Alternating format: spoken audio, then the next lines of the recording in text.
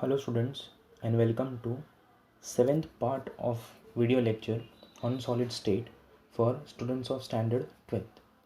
In my previous video, I have discussed so far the following topics: introduction of solid state, isomorphism and polymorphism, types of crystalline solid and their properties, crystal structure, unit cell, types of unit cell and Bravais lattices, number of particles in each type of unit cell and voids and its types, efficiency of packing in SCC, BCC and FCC crystal, then derivation of formula for density of crystal and solving numericals based on it, and then types of defects in solid. Now today in this video I am going to discuss about three things. First one is radius ratio rule, second one is band theory and types of semiconductors, and third one is magnetic properties in solids. So first point, radius ratio rule. So as the name suggests, radius ratio. So it relates to ratio of radius of two things. First one is cation and another one is anion. Now this rule helps us in predicting the coordination number of a crystal and type of void occupied in the crystal. So for that what we are going to do is, we are going to take the radius of cation and radius of anion and we are going to take the ratio of these two radiuses. So radius ratio will be equal to ratio of cation divided by ratio of anion. Now there is a table which you have to remember. As you can see, there are four columns in it. First one is radius ratio, that is r plus divided by r minus. Second one is coordination number. Third one is type of void, and fourth one is example. So if the value of r, that is r plus upon r minus, is in between 0.155 to 0.225, then coordination number is 3 and type of void is triangular planar. Then if the value of r is between 0.225 to 0.414, then coordination number is 4 and type of void is tetrahedral. Then if the value of r is between 0.414 to 0.732, then coordination number is 6 and type of void is octahedral. Then if the value is in between 0.732 to 1, then coordination number is 8 and type of void is cubic. And if the value is exactly equal to 1, then coordination number is 12 and type of void is close packing, that is CCP, or it can either be HCP, cubic close packing or hexagonal close packing. So you should know this table and you should know the value of r for different coordination number and different types of voids. Then next one is electrical properties of solid. Now based upon the electrical property or based upon the conductivity of a solid can be classified as conductor, semiconductor and insulator. But in order to understand about these three things, that is conductor, semiconductor and insulator, first we should be able to understand about a theory which is called as band theory. So let us first discuss about band theory. Now what is band theory? Now in an element there exist two bands, namely valence band and conduction band. Now valence band contains valence electrons, and based on the ability to transfer this valence electron to conduction band, a substance conductivity is determined. So if a substance is able to promote the electrons from valence band to conduction band, then that substance is called as a conductor, otherwise it is called as an insulator. Now in a conductor, the gap between the valence band and conduction band is minimum, or you can say almost negligible, so the electrons can be easily promoted. As you can see from this diagram over here, there are two bands, valence band and conduction band, and the gap between valence band and conduction band is minimum, so the electrons can be easily promoted, and that is why they are called as a conductors, that is conductors of electricity. Then in insulators, the gap between valence band and conduction band is very large, so the electrons can't be promoted or cannot be promoted. So in insulators, the gap between the valence band and conduction band is very large, and that is why we cannot promote electrons from valence band to conduction band. That is why they are poor conductors of electricity. Now third case, that is semiconductors, the gap between the valence band and the conduction band is moderate, so electrons can be promoted but only under certain condition. As you can see over here, that there are these two bands, valence band and conduction band, and the gap between the valence band and conduction band is more than conductors but less than insulators, and therefore only under certain condition they can act as a conductor. That is why they are called as semiconductors. Now let us now study in detail about these semiconductors. The solid whose conductivity lies between those of metallic conductors and insulators are called as semiconductors, and the conductivity of semiconductors is due to either impurity or defects. Now, the process of adding impurity to induce conductivity in a substance is called as doping. Now, here in this 12th standard, we are going to study about how conductivity is, initiated or induced in a solid with the help of an impurity, and that process is called as doping. Now, based upon the type of impurity present, there are two types of semiconductors: P-type semiconductors and N-type of semiconductors. Now let us first study about P-type semiconductor. So a P-type semiconductor is produced by doping a pure semiconductor material like silicon or germanium with an impurity of group 13 element. Okay, now this is fixed. Either you can take silicon or either you can take germanium, and in order to produce a P-type semiconductor, the impurity that you are going to add, the impurity element that you are going to mix over there should belong to group 13. This element contain less number of valence electrons than that of the pure semiconductor. Okay, now let us study, or let us discuss this with an example. For example, pure silicon. Now silicon has got 4 valence electron, is doped, okay, is mixed with boron, which is having 3 valence electron. Now boron belongs to 13th group, so it is having 3 valence electron in its outermost shell. So boron has got 1 electron less than that of the silicon atom. So what will happen is boron will form 3 bonds with silicon atom, whereas the 4th electron of silicon will remain empty or unbonded, as you can see in this figure over here.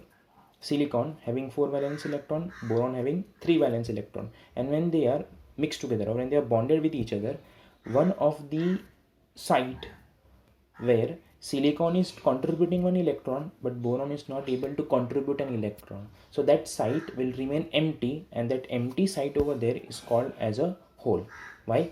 Because the 4th missing electron creates a vacancy over there, and it is called as a hole.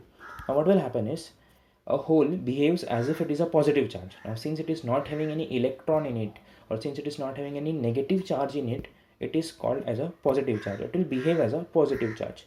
Now the electrons in partially filled valence band move under the influence of an applied potential, and because the charge carriers are holes which behave like positive charge, so silicon or germanium, which is doped with group 13 element like boron, gallium or indium, is a P-type semiconductor.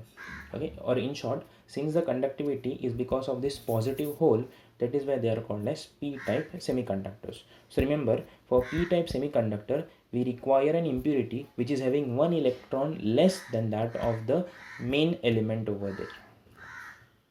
Now next one is N-type semiconductor. In P-type semiconductor, 1 electron was less. Now in N-type semiconductor, we are going to take 1 electron more. So a N-type semiconductor is produced by doping a pure semiconductor material like silicon or germanium with an impurity of group 15. This element contain more number of valence electron than that of the pure semiconductor. For example, pure silicon, which is having 4 valence electron, is doped with phosphorus, which is having 5 valence electron.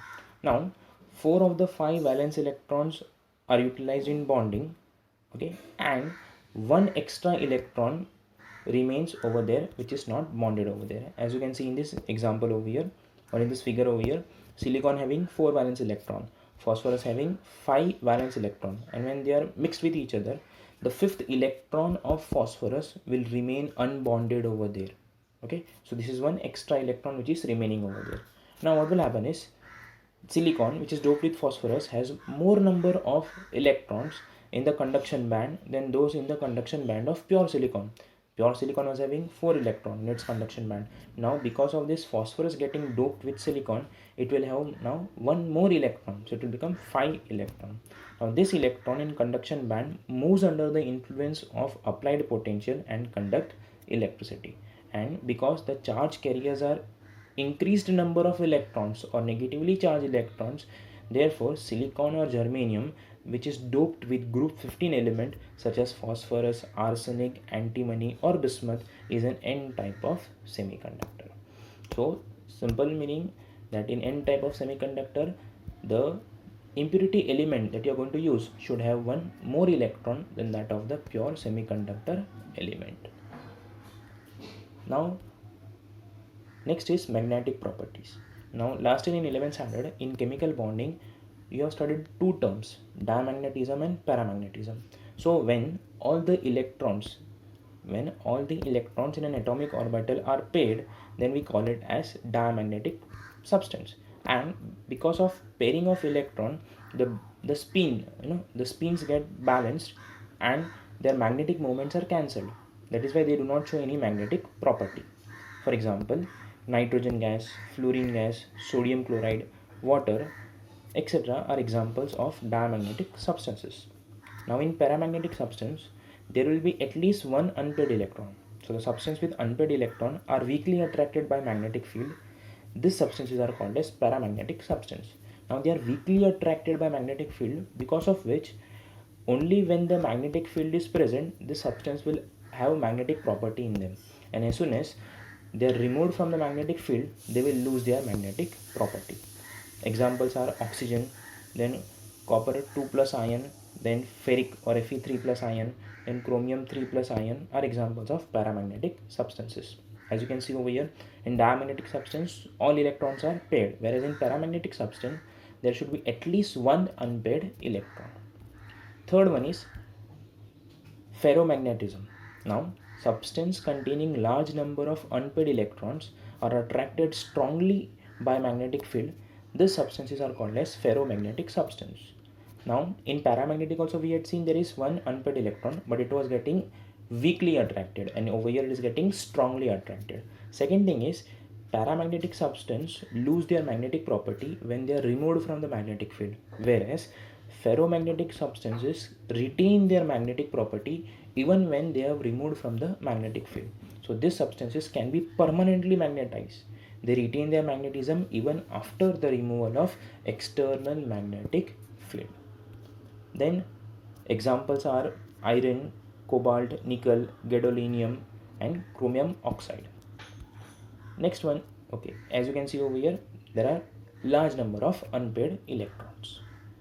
The next one is antiferromagnetic substance. Now, in this substance, the alignment of magnetic moment is in a compensatory way, so as to give zero net magnetic moment. Means whatever substances or whatever electrons are there or magnetic moments are there, they will cancel each other, and because of which the net moment will be equal to 0. For example, MnO, MnO2, then FeO, ferrous oxide, ferric oxide, nickel oxide and so on.